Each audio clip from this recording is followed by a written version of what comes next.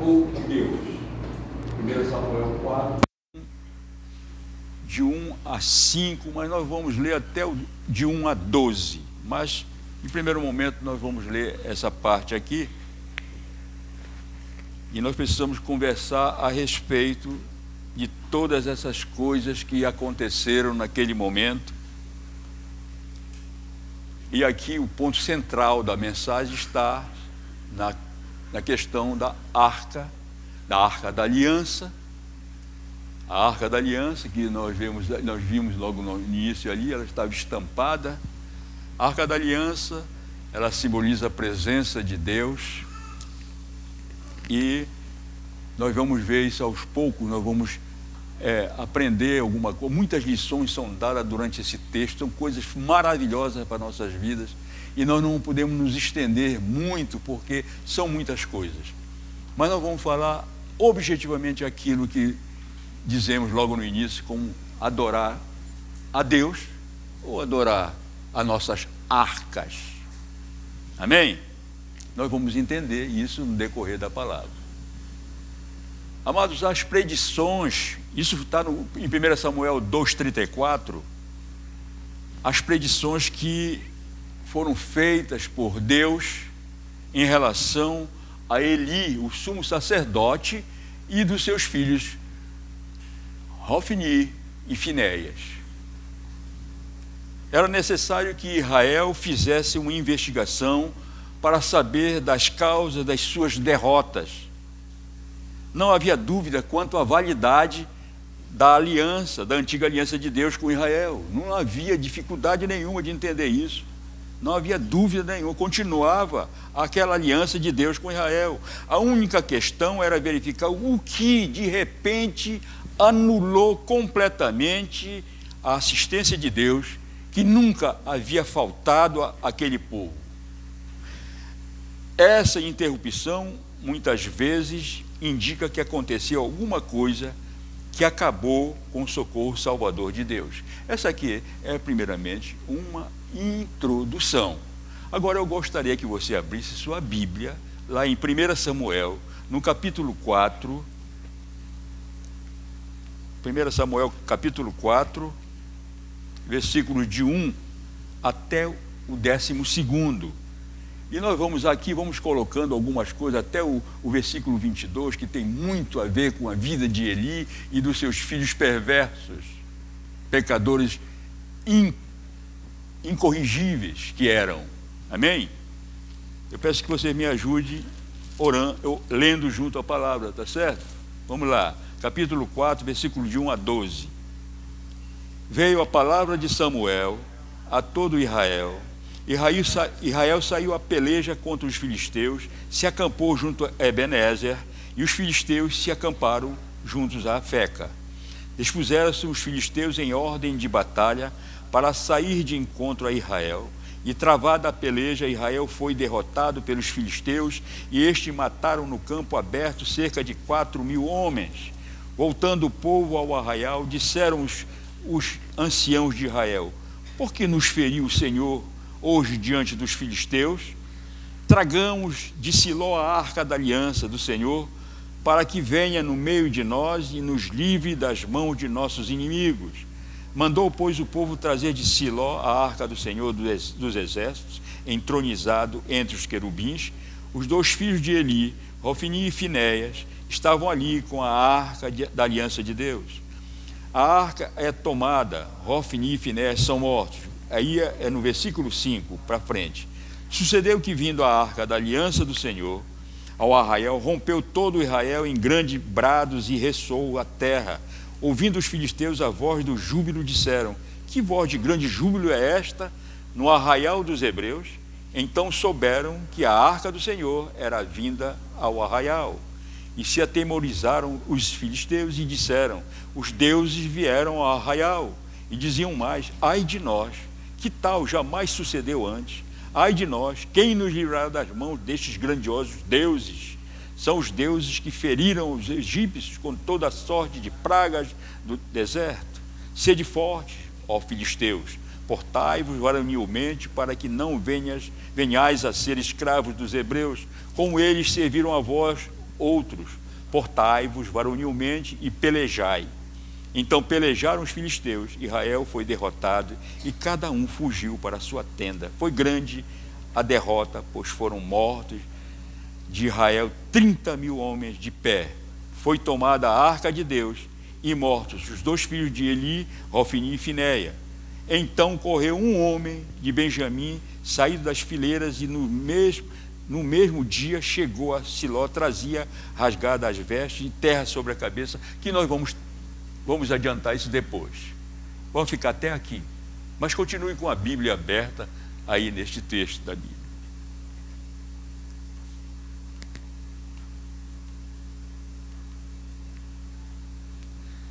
Amados, aqui, no primeiro tópico que nós temos, o primeiro tópico é: Israel foi terrivelmente ferido. 1 Samuel 4, de 1 a 3. Israel perdeu 4.000 homens num só dia, e no verso 1, lemos que havia um profeta à disposição de Israel. Quem era esse profeta? Samuel. Ele era o profeta, ele estava lá. Mas ninguém procurou saber, ninguém procurou informar com o profeta que era o profeta enviado por Deus. Tinha toda a autoridade, Samuel. Eles não ligaram para ele, deixaram a si mesmo, e eles, o que é que eles fizeram? Ao contrário, os anciãos se reuniram, acertaram os detalhes da batalha, sem se importar de ouvir do profeta. Israel foi derrotado porque o seu sacerdócio desvirtuou-se, e o povo passou a viver em desobediência aos mandamentos de Deus. Os israelitas levaram a arca do concerto, quer dizer, o arco da aliança com Deus, para a batalha, acreditando que isso lhes daria a vitória, acreditando mais na arca do que em Deus, obedecendo aos planos humanos dos anciãos e deixando de consultar o profeta de Deus. Amados, sempre que dependemos da sabedoria humana e desprezamos a palavra de Deus, nós somos arruinados, somos derrotados.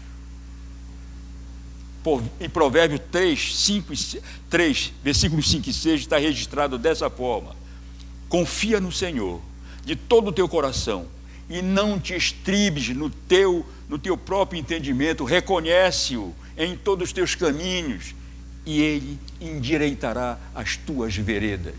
Está escrito na palavra. Vá a Deus, não aos homens pecadores que estão aí pelo mundo. Não, é Deus. Buscar o Senhor em primeiro lugar e obedecer a sua palavra. O plano dos anciãos era, na verdade, trazer a arca para a batalha e que ela proporcionasse a vitória aos israelitas. Eles acreditavam mais na arca do que no Senhor dos exércitos. Eles acreditavam que quem tinha poder era a arca. Quando eles falam, vamos trazer a arca, eles não disseram assim, vamos trazer a arca do Senhor e o Senhor. Não, vamos trazer a arca. Por quê? Porque eles disseram só a arca. Porque, além de tudo, eles estavam em pecado sem confissão. Todos eles eram pecadores contumazes. Estavam fazendo todas as coisas erradas, desobedecendo a palavra de Deus completamente. E como Deus pode entrar em contato com as pessoas em pecado? Nunca. Jamais. Há uma separação, há uma mudança. Deus procura aqueles de coração quebrantado na sua presença, aqueles que se quebram e obedecem a sua palavra, e Ele ouve as suas súplicas, as suas necessidades, dentro dos seus propósitos, Ele cumpre as coisas de bom para nós, porque Deus cuida de nós, é verdade. Nós vamos chegar numa situação que as pessoas às vezes invertem essa situação, pensam que Deus é babá de nós, tem que cuidar de nós de qualquer maneira. Ele faz isso, faz aquilo, porque ele é obrigado. Não, vou decretar que Deus vai fazer. Não, não vamos chegar nesse ponto. Não é isso. Deus não é babá de ninguém, nem muleta de ninguém. Deus é Deus.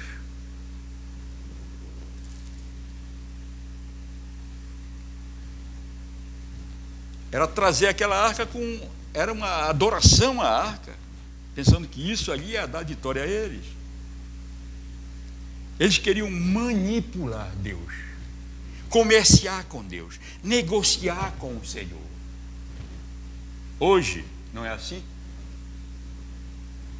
A pessoa diz: Deus, se tu fizeres isso e aquilo por mim, então eu vou fazer isso por ti. Se eu passar no vestibular, ainda que não estude, eu vou ao culto de oração, à reunião do grupo familiar, eu prometo que não vou faltar mais no discipulado, vou ser frequente na EBD. Deus, deixa eu ganhar na loteria, no jogo do bicho, né? Darei a metade do dinheiro que eu ganhar para a igreja. Isso é querer manipular a Deus, amados. Negociar com Deus. Deus não negocia. Deus não negocia com ninguém.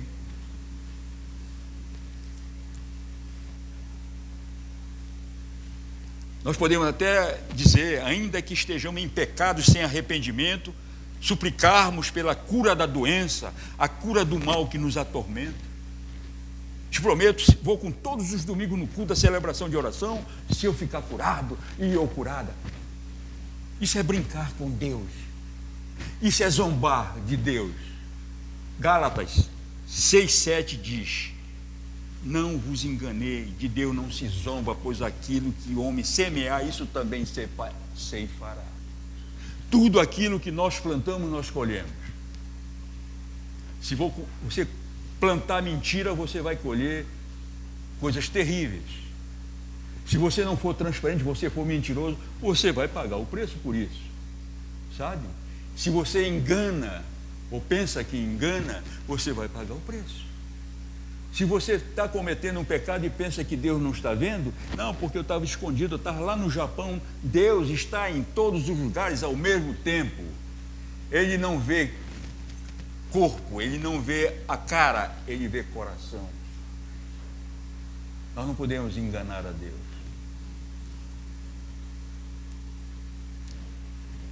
Muitos hoje pensam na igreja como se fosse uma arca. Uma arca. Vou para aquela igreja porque lá eu vou ter prosperidade, lá eu vou ter minha saúde, não sei o quê, isso, e teologia da libertação, teologia daquilo. São teologias, amados, que não tem nada a ver com o poder de Deus. São teologias humanas inventadas, não que fossem ensinadas em um seminário, numa faculdade teológica, qualquer coisa que nós sabemos. Quem estudou, fez isso, sabe o que é isso. Sabe o que é isso. Eu sempre digo uma coisa, amados. Nós temos a condição de fazer e encher uma igreja, até apelando para muitas coisas teológicas, que são meias falsas. Você pode usar isso para atrair pessoas. Tem essa faculdade. Mas não é isso que Deus agrada o coração de Deus. O que agrada o coração de Deus é você falar aquilo que a palavra diz, ainda que doa. Por que nós falamos em pecado, arrependimento e salvação nessa igreja? Porque isso é a base do cristianismo verdadeiro, amados. Não passar a mão na cabeça de quem quer que seja. Não, está tudo bem. Esquecer o que está errado e não confrontar, não chamar a atenção. Que isso? Nós vemos as igrejas hoje aí, amados, são igrejas que estão inventando coisas do mundo. Tem igreja toda pintada de preto, não sei o quê, apaga tudo quanto é luz, coloca uma lâmpada desse tamanho que roda, que no meu tempo aquilo era de boate. Era de boate, que aquelas luzes jogavam na cara, que as pessoas colocam dentro da igreja. Isso aí é desagradar a Deus, amados. Modismos que não atraem. Quem atrai pessoas é o testemunho de vida das pessoas que estão naquela igreja, que pregam a verdade, que dão testemunho lá fora, não só dentro da igreja, onde ele estiver. Dê um bom testemunho de vida. Quem é você? Qual é a sua arca que impede de você dizer que você é um verdadeiro discípulo de Jesus? Ou viver simplesmente só para aparência? Deus vê tudo. Hoje muitos pensam que a igreja é uma arca. Buscam a igreja como aqueles israelitas buscavam a arca, mas Deus não estava lá. O segundo ponto, e está em 1 Samuel 4,3, tragam a arca, gritaram eles. A arca representa a presença de Deus em Israel, como está em Êxodo 25. Lá em Êxodo 25 se encontra todas as ordens para a construção da arca, do tabernáculo, tudo aquilo. Tudo certo, os côvados, as medidas, tudo correto. E o que é que tem dentro da arca? Tem um vaso com um maná. Tem os 10 mandamentos. Tudo isso, amado, está lá dentro da arca. Os 2 querubins mostrando, alinhando a aliança de Deus com o povo de Israel. Aquela tampa é o propiciatório, aquela tampa de ouro. Essa tampa de ouro aqui estão os querubins. Essa tampa é o propiciatório. Era aí que os sacrifícios eram entregues, eram feitos aí nesse momento, nessa tampa propiciatória, nessa tampa aqui que era o altar dos sacrifícios. E aí dentro, com todas essas argolas de ouro, todo mundo, só quem poderia pegar seriam as pessoas dos levitas e outras coisas. Não vamos entrar nesse detalhe. Amado, isso aí era o simbolismo da presença de Deus. Mas aí Deus estava lá. É interessante, porque havia obediência do povo. Êxodo 25, depois você pode conferir, é emocionante essa história, como Deus mandou, vocês têm que fazer assim, assim, falou para Moisés. E Moisés obedeceu. Havia também lá o bordão de Arão que floresceu. Agora, tudo isso, amado, não significava uma idolatria à arca, não. Não era idolatria. Era necessário que ela ficasse lá no Santo dos Santos e uma vez por ano o sumo sacerdote entraria lá. Isso ele precisava estar limpo de mãos e coração. E diz algumas histórias mais profundas que eles amarravam uma corda no tornozelo daquela pessoa que ia entrar lá, porque se ele tivesse em pecado ele ia ser consumido. E eles teriam que puxar o resto dele para fora, mas não podiam entrar lá. Uma vez por ano, eles iam lá para pagar os pecados do povo. Eles iam representando o povo lá com os seus pecados, para que fossem perdoados os seus pecados.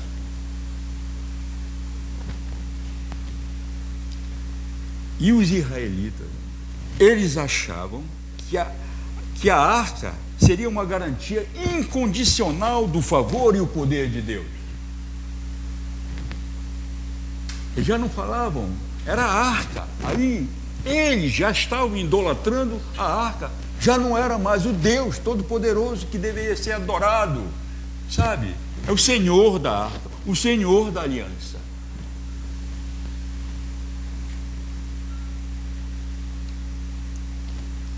Eles não compreendiam, amado, que um símbolo das coisas espirituais não é uma garantia absoluta da realidade que ela representa.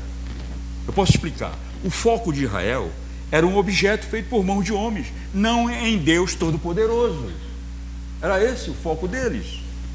Imagens, esculturas idolatradas, pessoas que rezam e buscam uma solução através de deuses, feiticeiros, de gurus, e pedem, olha, eu estou nessa situação e quero que seja resolvida esta situação, eu traí, eu roubei, matei, mas preciso da tua ajuda agora, me livra desta situação. E às vezes, muitas vezes, amado, pode até ser atendidos, pode até ser, mas não permanece. Pode ser, mas não pelo poder, é porque Deus permite. Porque Deus está em cima de todas essas coisas, Ele pode permitir. Mas o nosso Deus não age assim. Ele não ouve os pedidos desses corações em que não há arrependimento. Não adianta, você pode fazer o que fizer, mas se houver um pecado seu que não foi confessado, que você não se arrependeu, Você pode virar carambela, plantar bananeira, pode fazer o que quiser, mas você não vai conseguir nada de Deus, porque Deus não ouve. É duro isso de falar, mas é a verdade. Deus não entende, não dá para entender, não ouve uma voz, é levantada uma barreira, não existe. Um coração quebrantado, de perdão, pecador arrependido e tudo mais, ele imediatamente atende, ele ouve. Mas as pessoas que têm um coração empedernido, um coração duro, a cerviz dura, sabe? Ah, não, então, eu estou certo, Deus está errado, porque eu vejo essa aqui, deve ser assim, eu tenho que viver a minha vida, porque hoje nós cantamos aqui, nós somos livres. Nós somos livres, sim, para fazer a vontade de Deus. Paulo diz, tudo me é lícito, mas nem tudo, o que diz mais?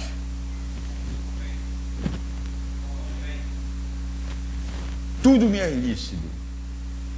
E o que mais? Tudo me convém. Alguém concorda com o pastor Henrique?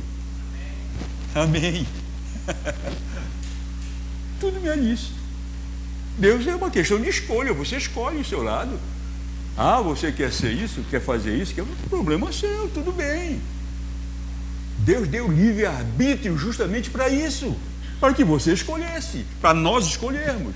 E nós escolhemos a melhor parte. Qual é a melhor parte? Seguir o Senhor. Seguir o Senhor. Ah, mas as pessoas, o diabo começa a meter coisa na cabeça das pessoas. Mas porque você também lá no passado, você era assim, assado, você não valia nada, e bebê.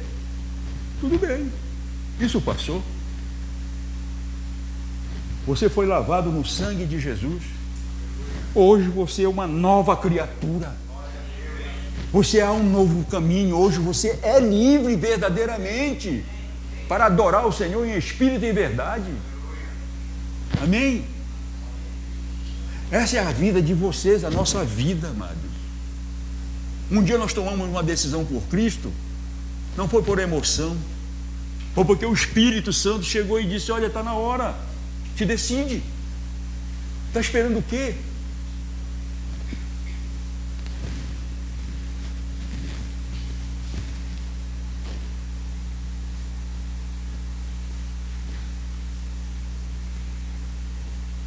Eu li a gente lê aqui, passa de carro, quando vê, tem muitas coisas colocadas nos vidros do carro. Nos caminhões tem aquelas coisas de caminhoneiro, né? Mas alguns carros, o irmãozinho lá coloca uma coisa lá. Eu vi lá essa semana, que é o que me lembrei agora. Está escrito assim, Deus cuida de mim. Isso é verdade, Deus cuida de nós. Mas eu digo o seguinte, se Deus cuida de nós, você está aqui, o sinal está fechado, você acelera o carro, você passa direto, o cara vai ser ferido, o cara pode até morrer. Daí, já nos estertores da morte, ele diz assim, poxa, tu não cuida de mim? Deus cuida sim, mas isso aí é tentação. Eu vou tentar o Deus que eu sigo. Não, você tem que obedecer às autoridades constituídas, porque a Bíblia fala sobre isso. Então, se tem um sinal vermelho, você não pode passar no sinal vermelho. Isso é bem claro.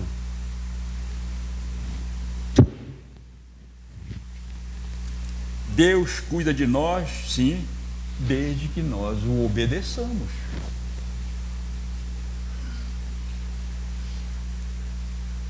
Tem outras pessoas que escrevem lá, eu dirijo e Deus guia. Ele dirige e Deus guia.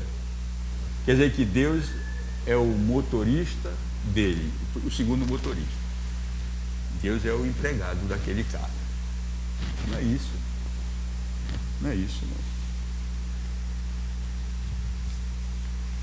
O Senhor havia dito claramente como combater suas guerras. Lá está em Deuteronômio, no capítulo 20, versículo 3. Vamos ver aqui, Deuteronômio 20, versículo 3, só o versículo 3. É acerca da guerra, e dir-lhe-á: ouvi, ó Israel, hoje vos achegais a peleja contra os vossos inimigos, que não desfaleça o vosso coração, não tenhais medo, não temais, nem vos aterrorizarei diante deles. Essa aí era a ação de guerra que Deus dava para aquele povo, está em Deuteronômio, no capítulo 20. Amados, mas há uma coisa assim: Deus sondava o coração daquelas pessoas e confessavam os seus pecados, e naquele caso agora que eu estava falando, no texto de 1 Samuel, os israelitas decidiram imitar Moisés e Josué e levar a arca da aliança junto consigo para a batalha. Lá em Números 33, 10, 33 a 36, fala sobre a questão de Moisés. Moisés ia na arca, a arca ia na frente, aí aconteciam milagres, porque ele obedecia a palavra, ele era humilde na presença de Deus, ele ia a arca da aliança ia na frente, e ele ia conseguindo as vitórias, ia acontecendo as vitórias, só vitória, não havia derrotas. Josué da mesma forma. Mas esses filhos, esses israelitas agora, nesse texto de 1 Samuel, não. Eles eram levando a arca como se fosse um amuleto, como se fosse algo que desse sorte. Que desse sorte. Sabe? Tem pessoas que às vezes, eu sempre falo isso porque eu acho até estranho. Há pessoas que conseguem um pé de coelho, aquele pé de coelho é que dá sorte. Deu foi azar para o coelho que ele perdeu a pata, coitado. Não existe isso. Eu vou achar um trevo de 4 folhas, porque isso dá sorte. Dá sorte nada. Você vai pegar lá, vai pegar uma picada de abelha africana e vai dar um problema. Amados, nós precisamos entender que Deus, Ele não quer ser manipulado por ninguém. Deus não quer negócio com ninguém. Deus quer que você obedeça a Ele cegamente, ao Senhor, e tudo mais Ele fará na sua vida, pela obediência. O terceiro ponto é o ativismo religioso nos leva à derrota. 1 Samuel 4:5. Tragamos de Siló a arca da aliança do Senhor para que vá conosco e nos salve das mãos de nossos inimigos. Olha só, tragamos de Siló a arca da aliança do Senhor para que vá conosco. O que é que vá conosco? É a arca, que vá a arca conosco e nos salve das mãos dos nossos inimigos. Quer dizer, é que a arca não é o Senhor que vai salvar, é a arca que eles dizem lá. Os filhos de Eli, Hofni e Finéia, estavam com a arca da aliança de Deus. Nós conhecemos a história de Hofnias e Finéia. Quem eram eles? Eram perversos. Eles eram sacerdotes, eles faziam tudo errado, eles se adulteravam no templo, eles comiam a melhor parte da comida que era oferecida em sacrifício. Eles tinham um garfo desse tamanho, que eles pegavam a melhor parte da carne e a gordura e levavam, comiam e levavam ainda para o pai Eli. Eli era o sumo sacerdote, fraco, um homem que passava a mão na cabeça dos filhos, passava a mão na cabeça de Hofni e Finéias. Ele aceitava tudo, ele era conivente com tudo aquilo que acontecia. E nós sabemos lá no versículo 22, nós talvez não cheguemos lá, senão nós vamos falar sobre isso. O triste fim daquela família, a destruição toda daquela família. Hofni e Finéia, lá eles falaram no capítulo 2, versículo 34, que olha, eles dois vão ter morte no mesmo dia, e tiveram, morreram todos dois. E vamos caminhar. E essa situação, eles se prostituíam com as mulheres lá do templo, e todo Israel sabia disso, comiam das melhores partes das oferendas, até as gorduras que deveriam ser queimadas como sacrifício, ainda levavam para o pai, o Eli, aquele fraco que passava a mão na cabeça dos filhos, não os disciplinava, mas eles pensavam que fazendo essas oferendas, ainda de forma defeituosa, estariam agradando a Deus. Todos eles se rebelaram contra Deus. Todas essas coisas erradas que eles praticavam ainda pensavam em agradar a Deus, porque ofereciam sacrifícios, iam ao templo e agradavam a arca, não a Deus. Houve uma comoção do povo quando da chegada da arca. Se jubilavam, se enchiam de esperança, eles gritavam: oh, chegou a arca. Eles não disseram: chegou Deus aqui, não. A arca chegou, e era aquela festa, agora nós vamos vencer. Mais ou menos estavam pensando. O que deveriam fazer era se arrepender das suas transgressões ao Senhor e jogar terra sobre a cabeça e rasgar suas roupas como prova de arrependimento sincero, como era feito naquela época no Israel. A prova de arrependimento maior era essa: e rasgavam suas roupas, jogavam terra sobre a cabeça, uma maneira de mostrar que estavam arrependidos grande. Eles estavam sujos, eles estavam jogados, eles estavam acabados. Era modo de arrependimento sincero que eles faziam naquela época. Hoje nós podemos pensar que vir à igreja, aos eventos na igreja, simplesmente para agradar pessoas, para serem elogiadas, para ficarem no centro de atenção das pessoas, sabe? Serem mais queridos, porque fulano é muito abençoado, a pessoa é uma bênção e tudo mais, chamando a atenção.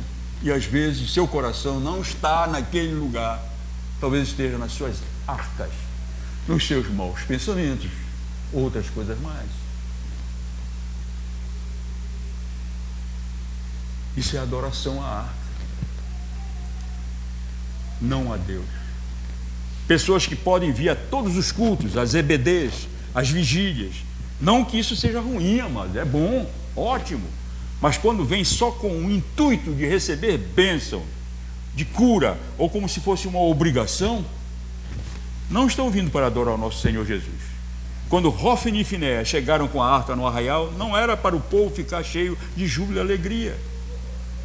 Precisavam ser arrependidos. Queriam as bênçãos da vitória nas guerras, como sempre acontecera com Moisés, Josué, mas não havia arrependimento, e sem arrependimento é impossível ter comunhão com Deus. Nunca podemos ter comunhão com Deus se tivermos com pecado sem arrependimento. Eu vou dizer sempre, amados, tome cuidado com isso. De Deus, a gente não engana, ninguém engana Deus. Você pode fazer onde estiver, você pode fazer o que fizer. Estou longe da igreja, estou longe da minha família, longe da minha mulher, dos meus filhos, eu posso fazer o que quiser lá fora. Tudo bem, mas Deus está vendo. E nada que fique no oculto que não venha à tona um dia. Tudo vem à tona, tudo é resolvido. Um dia nós vamos saber de tudo. Nada fica escondido aos olhos de Deus. Amém?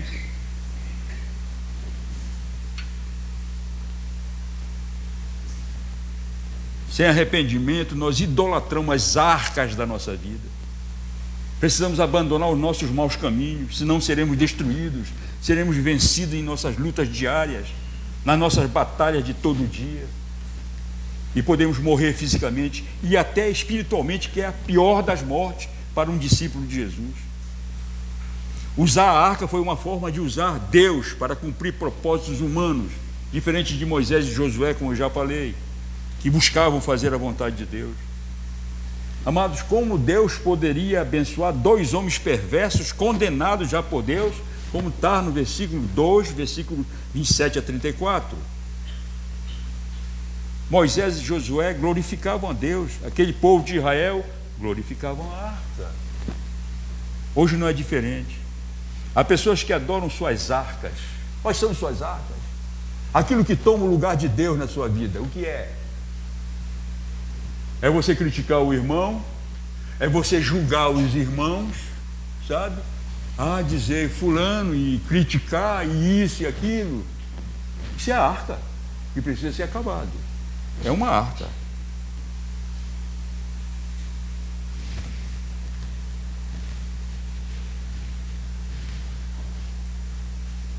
Quando a pessoa adora a sua casa, a sua posição social, o seu trabalho, até colocam sua família ou a igreja adiante de Deus, não cumpre a condição de primeiro Deus, depois família e depois igreja. Invertem isso e atraem maldição para a vida. Prioridade a Deus, amado. Depois vem família e depois vem a igreja. Eu sempre falo isso porque isso aí Deus nos falou para cá, para a igreja. Se você procurar isso em algum livro, nem no teológico, você não vai encontrar. Isso porque é Deus. Quando Deus nos fala uma coisa e nós vamos começar a pesquisar, nós vemos a verdade está estampada naquilo. Quando você dá prioridade a Deus, Deus faz as coisas que você precisa fazer, sem você ficar ansioso e ficar triste com os problemas que acontecem na vida de todos nós, todos os dias. Com medo, pessoa medrosa, tudo tem medo. Tem medo de barata, tem medo de rato, tem medo de tanta coisa por aí, sabe? Tem medo de tudo, sabe? A pessoa tem medo até de, poxa, eu não vou nem atravessar essa rua porque eu vou ficar aqui até de manhã, porque ali vai passar um carro, o cara já está morrendo de véspera, sabe, amado? As pessoas precisam entender que isso são arcas, são pedras de tropeço nas nossas vidas, até na nossa própria família, amado, sabe? Você tem que ser uma pessoa corajosa. Sabe que coragem não é faltar a pessoa não ter medo, não. Não é isso, não. Coragem é a pessoa crer e para sobreviver ele evita certas coisas, mas ele vai em frente. É diferente. Ah, porque eu não tenho medo? Tem sim. Agora você precisa agir e acreditar num Deus que pode estar olhando para você, que está cuidando de você, Ele lhe abençoa, Ele lhe protege, sim, se você obedece seus mandamentos. Mas pode acontecer que às vezes uma coisa pode acontecer, justamente para que você volte aos caminhos do Senhor. Alguma coisa aconteceu e você precisa sofrer uma consequência para ser balançado e dizer, poxa, eu preciso voltar.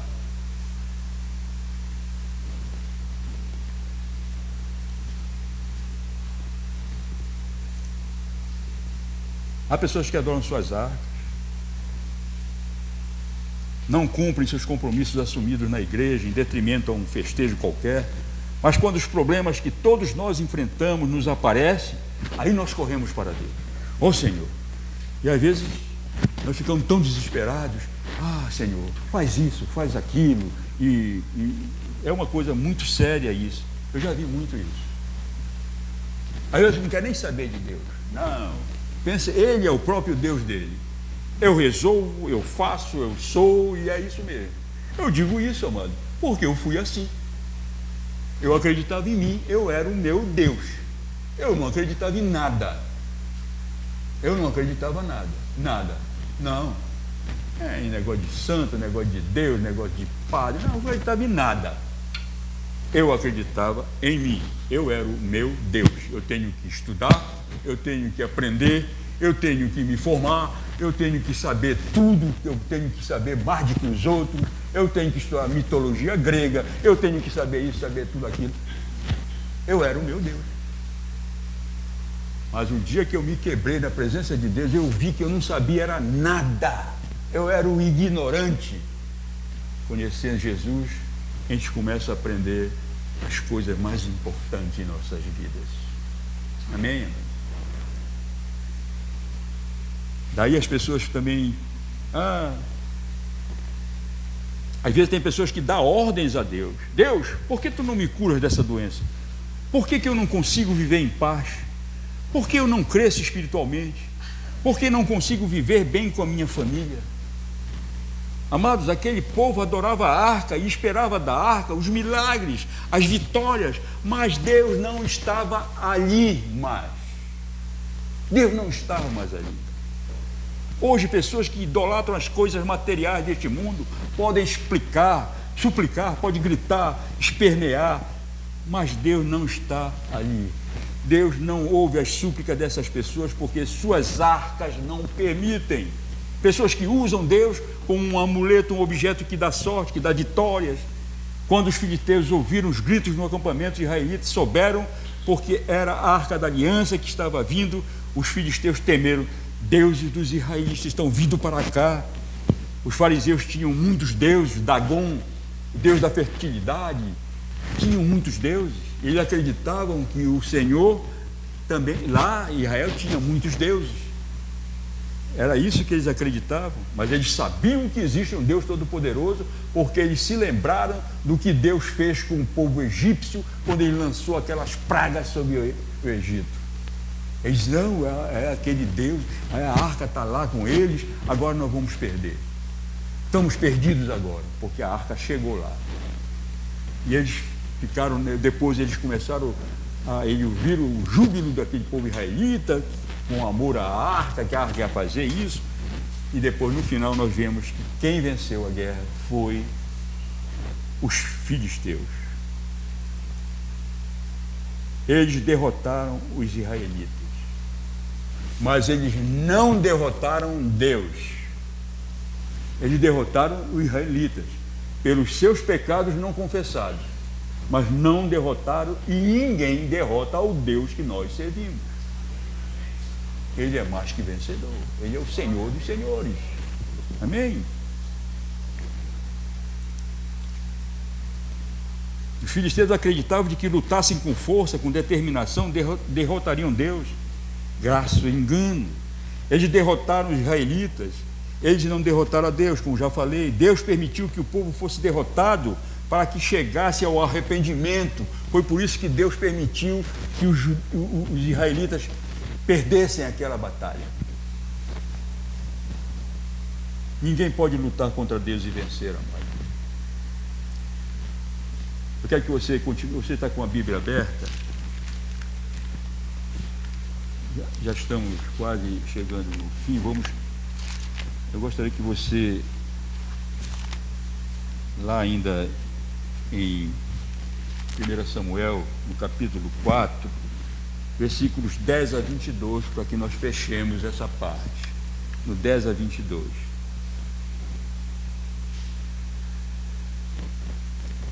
Então pelejaram os filisteus, Israel foi derrotado, e cada um fugiu para a sua tenda. Foi grande a derrota, pois foram mortos de Israel 30.000 homens de pé. Foi tomada a arca de Deus, e mortos 2 filhos de Eli, Hofni e Finéias.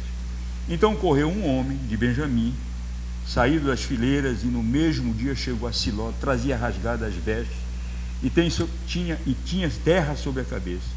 Quando chegou, Eli estava sentado numa cadeira ao pé do caminho, olhando como quem espera, porque seu coração estava tremendo pela arca de Deus. Depois de entrar o homem na cidade e dar as novas, toda a cidade prorrompeu em gritos. Eli, ouvindo os gritos, perguntou: que alvoroço é esse? Então ele apressou o homem e, vindo, deu a notícia a Eli. Era Eli da idade de 98 anos, seus olhos tinham cegado e já não podia ver. Disse o homem a Eli: eu sou o que saí das fileiras e delas fugi hoje mesmo. Perguntou-lhe Eli: que sucedeu, meu filho? Então respondeu: o que trazia as novas, e disse: Israel fugiu diante dos filisteus. Houve grande morticínio entre o povo, e também os teus 2 filhos, Hofni e Finéias, foram mortos, e a arca de Deus foi tomada.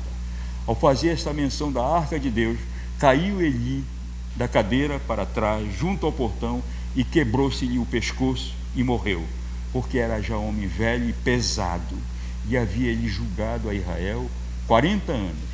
Estando sua nora, a mulher de Finéias, grávida e próximo ao parto, ouvindo estas palavras de que a arca de Deus fora tomada e de que seu sogro e seu marido morreram, encurvou-se e deu à luz, porquanto as dores lhe sobrevieram. Ao expirar, disseram as mulheres que a assistiam: não temas, pois tiveste um filho. Ela, porém, não respondeu, nem fez caso disso, mas chamou o menino Icabô, dizendo: foi-se a glória de Israel. Isto ela disse porque a arca de Deus fora tomada, e por causa de seu sogro e de seu marido. Vou ler até o 22. E falou mais: foi-se a glória de Israel, pois foi tomada a arca de Deus. História trágica da palavra. Eli já estava cego, sentado naquela cadeira, ele já não se levantava mais, ou se deitava, ou ficava deitado, gordo demais.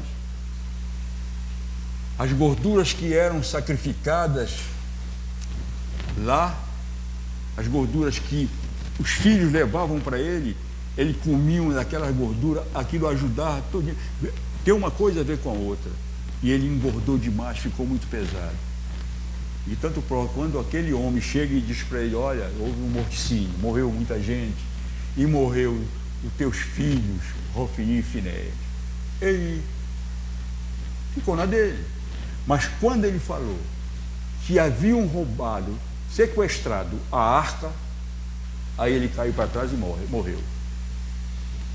A nora dele, a esposa de Finéias, estava grávida, e a Bíblia diz que ela expirou, que ela morreu. Mas dá para a gente entender que não foi isso, ela não morreu naquela hora, não. Ela morreu devido às dores do parto que ela estava tendo e teve aquela criança.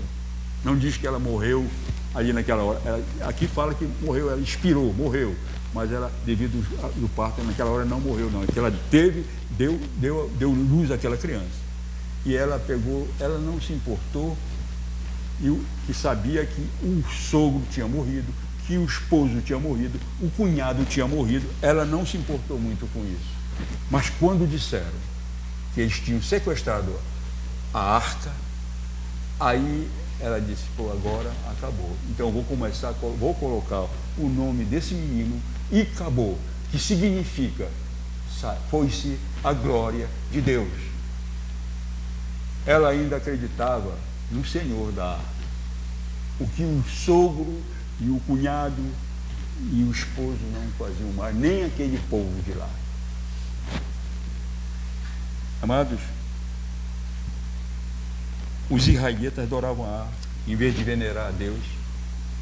Somos vasos que Deus quer usar para a sua glória.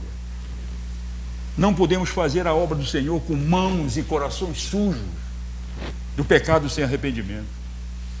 Não podemos dizer que somos fiéis discípulos de Jesus se adoramos as arcas deste mundo. Há uma arca em sua vida? Eu pergunto. Há alguma arca na sua vida? Alguma coisa que você venera acima de Deus? Tome cuidado. Tome cuidado.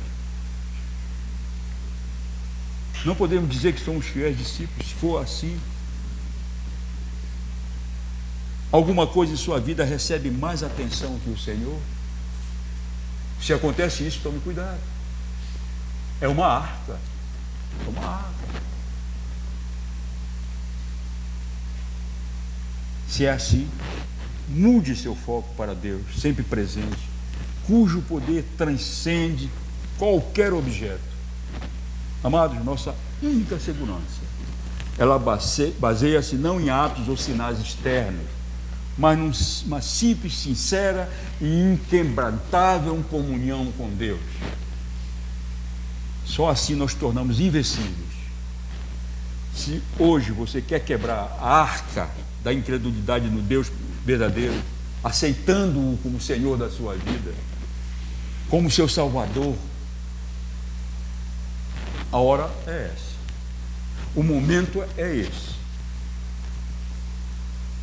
Se você chegou aqui neste momento, até pensando coisas, até nas suas próprias arcas, os seus próprios compromissos, as suas coisas, o seu trabalho, aquilo que está na sua mente, pensamento longe de Deus, isso é arca. Isso é arca. Você quer se livrar disso? Você quer chegar a adorar o Senhor, não a arca? E você não precisa, não pode, nem deve adorar mais a arca do medo, da indecisão.